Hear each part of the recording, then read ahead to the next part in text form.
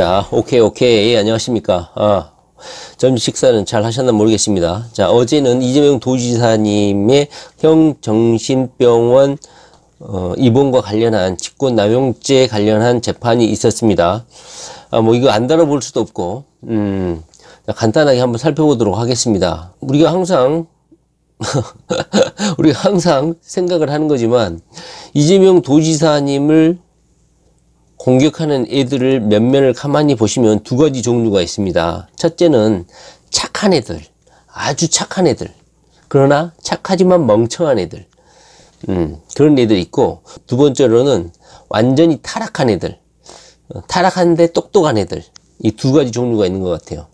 이재명 도지사를 지금까지 공격했던 애들의 면면을 한번 한 17초 정도 시간을 내서 한번 떠올려 보세요. 어떤 인간 군상들이 있었는지를. 열등감이 있었고, 부패했고, 반대 정당에 있었고, 뭔가에 돈을 받아가지고 뒷구린내가 나는 애들. 그런 애들이 아닙니까? 자, 이재명 도지사는 지금까지 뇌물이라든가 돈 문제에 관련해서 공무원들, 정치인들의 가장 치명적인 약점인 돈 문제에 대해서 문제가 된 적은 단 한 번도 없습니다. 오직 시민들과 국민들을 위한, 도민들을 위한 사업이 항상 그 과정 중에 연관된 토건 세력이라든가 이에 반대 정파 세력들이 개입돼서 논란이 됐었지, 이재명 개인에 대한 사리사욕 문제라든가 뇌물, 정치 자금 문제가 논란이 돼가지고 이재명 도지사가 공격당한 적은 한 번도 없다는 사실. 그리고 이재명 도지사를 공격한 애들을 한번 보시면 그 차별점이 명확하게 드러난다고 할 수가 있겠습니다. 자, 어제는 제가 이재명 도지사님의 공소장 미국주의, 공소장 일본주의에 대해서 이야기를 한 적이 있었죠. 어제 그것이 다뤄지고 나서 본안이 들어갈 거라고 예상을 했는데 그렇지는 않고 재판부에서 그냥 한 꼭지로 다뤄졌다고 합니다. 정상적으로 검사가 공소장을 낭독을 했고, 그 공소장 낭독한 그 결과에 따라서 이재명 도지사의 피혐의 사실을 말을 했고, 그거에 대해서 이재명 도지사 측이 반박하는 방식으로 공격과 방어가 바로바로 진행이 된 것으로 보입니다. 자, 이미 우리가 다 언론에서 확인을 했고 알고 있었지만 이재명 도지사 측이 제시하지 않는 것도 있었고 약간 부족한 측면도 있다고 생각하는데, 이미 검찰이 뭘 공격할지는 우리가 이미 다 알고 있죠. 왜 알고 있느냐면 이미 검찰 측에서 이재명에게 불리한 내용들을 이미 언론에, 방송국에 뒤로 살짝 빼가지고 방송이 되게끔 다 정보를 풀어버렸죠. 그렇기 때문에 전혀 새로운 것이 오히려 없었어요. 검찰이 가지고 있는 무슨 비장의 무기를 내놓으면 상관이 없는데, 이미 검찰이 언론이라는 이 권력기관들을 통해서 살짝 빼돌렸던 정보들이 이미 우리가 다 알고 있었던 내용들이야. 그것들을 법정에서 제출한 것이다 보니까 뭐 새로울 것은 없었습니다. 저는 이제 이재명 도지사가 좀 더 공격적으로 대응하기를 바랬는데, 검찰 측의 공격에 대해서 그냥 반박하는 정도의 수준을 제시한 것 같습니다. 자, 이 검찰 측이 어제 주장한 내용을 간단하게 살펴보면, 자, 첫날은 그래요. 검찰 측과 이재명 도지사 측의 상호 공격 지점을 먼저 확인을 하는 것 같아요. 서로 공소 사실을 주장을 하고 그 반박 사실을 이재명 도지사가 반박을 하고, 다음 재판기일에서는 이 공격과 방어 사실을 입증하기 위한 증인들을 모아가지고 신문하는 절차, 이 절차가 진행이 될 것 같습니다. 자, 그래요. 자, 어제 검찰 측에서 제기한 것은 우리가 이미 다 알고 있었던 내용이에요. 첫째, 2013년 초순경에 발생한 교통사고가 난 이후부터 이재명 도지사의 형님이 그 후유증으로 정신병이 생기게 되었고 악화되었다.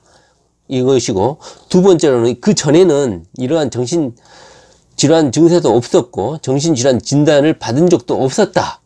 이렇게 주장했다는 것이고, 세 번째로는 우리 그 심리상담연구소 심리 그 평가 자료에 대해서 검찰이 그 당시 그 평가 자료를 보면 2012년 그 12월에 그 평가 자료를 보면 유의미한 정신과적 장애가 없는 상태로 진단되었다. 이런 주장을 했다는 거예요.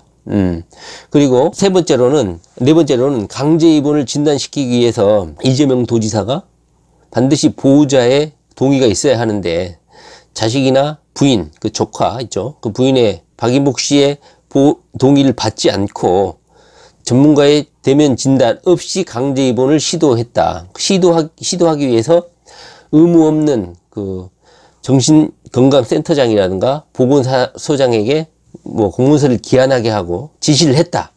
이거를 딱 이거예요. 이 네 가지를 검찰이 주장을 한 겁니다. 다시 한번 요약을 해보면, 자, 형 정신병은 2012년 당시에는 없었다. 두 번째, 형 정신병이 본격적으로 발생한 것은 2013년 초순경에 발생한 트럭과의 교통사고가 발생했고, 그 교통사고의 후유증으로 정상적인 사람이 그 후유증으로 정신질환이 발생을 했다. 세 번째로는 2012년 12월 달에 심리상담소 연구소장이라는 사람이 작성한 그 연구평가서에 보면 유의미한 정신과적 장애가 없는 상태로 진단됐다. 그 다음에 네 번째로는 강제 입원을 진단을 하려면은, 강제 입원을 시키려고 한다면은 그 보호자인 자식과 부인의 동의를 얻어야 하는데, 그런 동의 없이 이재명 도지사가 관련 공무원들에게 지시를 해가지고 강제 입원을 시키려고 했다. 이거예요. 이것은 우리가 귀에 피가 지금, 피가 흐르고 있어, 피가. 이거 뭐야, 피야. 뭡니까? 질릴 정도로 듣는 내용 아닙니까? 귀에 피가 날 정도로. 짜증이 납니다. 짜증이 나. 아마 이재명 도지사는 아마 꿈속에서도 이명현상에 시달릴 것 같아. 하도 이런 공격을 많이 당하니까. 자, 그런데 여기 이 사실들 우리는 이미 우리 일반 국민들도 대응할 수 있을 정도의 반론권을 행사할 수 있을 정도로 잘 알고 있는 사실인 것이죠. 이재명 도지사가 어떻게 대응을 했습니까? 그 대응하기 전에 제 생각은 이래요. 그 공소장 일본주의에 첨부하지 말라는 심리상담 연구소장 그 평가 자료 있잖아요. 아니 2013년경 초순경 봄에 교통사고 트럭하고 부딪히고 나서 그 후유증으로 정신병이 생겼다는 사람이 그 전에는 정상적이었다는 거 아니야. 그럼 정상적인 사람이 왜 2012년 10월에 심리상담연구소를 찾아가가지고 거기서 정신질환이 있는지 심리 테스트를 왜 받습니까? 상식적으로 그러지 않아요? 트럭에 부딪혀가지고 그 후유증으로 정신병 있는 사람이 2013년 초 봄에 2012년 겨울에 왜 심리상담 센터를 찾아가냐 이 말이에요. 정상적인 사람이 트럭으로 쳐박혀가지고 정신질환이 생긴 사람이, 정상적인 사람이 왜 심리상담 연구소 센터를 자기 발로 찾아가? 거기서 정신질환인지 아닌지를 테스트를 받냐고. 이거 자체가 앞뒤가 모순이지 않습니까? 이런 코미디를 검찰이 주장하면서도 자기 쪽팔린지를 몰라요. 또 하나 쪽팔린 점은 일단 나중에 다시 한번 언급을 하도록 하겠습니다. 오늘 이재명 도지사님 그걸 언급을 했죠. 6년 전에 검찰에 공소, 기각, 기소유예 처분서에 기재된 정신질환 인정 사실을 6년 후에 검찰이 부정을 했다. 이렇게 완전히 핵심을 찔렀지 않습니까? 오늘 이재명 도지사가. 신문 기사도 나고. 자, 그렇다면 이재명 도지사는 이 검찰 측의 주장에 대해서 어떻게 반박을 했습니까? 저는 좀 강력하게 이야기를 했으면 좋았을 뻔 했는데, 우리가 이미 다 알고 있는 답변을 하신 거야. 첫째로는 계속 검찰은 그 강제 입원을 시도했다. 강제 입원을 시도하려고 의무 없는 공무원들에게 강요를 했다. 기한을 하게끔 하고, 앰뷸런스를 대하고 태우러 가게끔 하고, 이런 지시를 했다. 이렇게 하는데, 이재명 도지사는 계속 어제 법정에 출두하면서도 말했던 게 그거 아닙니까? 어머니의 요청에 의해서 이걸 너무너무 자신과 타인에 대한 위험 요소가 높아지니까 진단을 위한 강제 입원 절차를 진행했다. 이거를 강제 진단 절차이지 강제 입원 절차가 아니다. 이런 순환 논리에 빠지면 안 된다는 걸 계속 이재명 도지사가 언급한 게 아닙니까? 이게 말장난인데도 여기서는 완전히 중요한 부분이에요. 강제 입원을 하려면 강제적으로 입원시키는 거고 환자의 동의 없이. 그러나 이재명 도지사가 하는 것은 국정신보건법 25조, 이거는 초등학생이 읽어도 어떻게 검찰 측처럼 해석을 하는지 도저히 이해할 수가 없어요.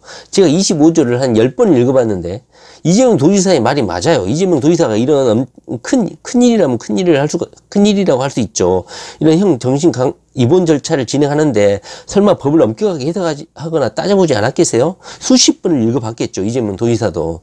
저도 25조를 읽어보면 뭐라고 돼 있냐면 그러니까 진단을 하기 위해서는 강제 입원을 반드시 시켜야 되는 거야. 왜? 정신병원자는 절대로 자기 정신질환을 인정하지 않죠. 근데 전문의 진단을 받으려면 데리고 와야 돼. 데리고 오기 위해서는 강제력이 수반될 수밖에 없다는 거지. 앰뷸런스를 가가지고 태갖고 와가지고 2주까지를 한도로 해서 강제 입원을 시킬 수 있게끔 25조에 명확하게 규정이 돼 있다는 거야. 근데 왜 검사는 그걸 계속 부정하고 순환 논리, 그러니까 순환 논리 빠지는지 모르겠어. 이걸 부정해.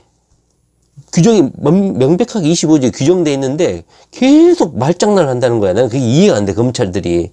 이재명을 증오하거나 싫어하지 않는 이상 이런 억지 주장을 할 수가 없다고 저는 생각을 합니다. 25조에 보면 2주 이상도 아니야. 2주를 한도로 해서 엄격하게 규정돼 있단 말이야. 그 입원 기간이라든가 입원 한도, 그것도 명확하게 규정이 돼 있어. 2주 이상은 할 수 없고 2주를 한도로 해서 이 사람이 정밀하게 정신질환자인지 아닌지를 진단할 수 있도록 입원할 수 있게끔 돼 있단 말이야. 데려와서 진단을 한번 해봐라. 2주라는 이 기간 안에 이런 제한을 두고 있단 말이야. 그러니까 진단을 하기 위해서 강제 입원을 할 수 있다는 뜻인 것이지. 근데 계속 경찰들은 이 진단은 없었고 진단도 받지 않고 그냥 강제 부곡 정신병원이라든가 어디 산속에 있는 정신병원에 박으려 했다. 이런 식의 이런 말도 안 되는 주장을 하고 있다는 것이죠. 이재명 도지사가 어제 재판에 출두하면서 재판장에 나오면서 기자들에게 말했던 부분도 이거죠.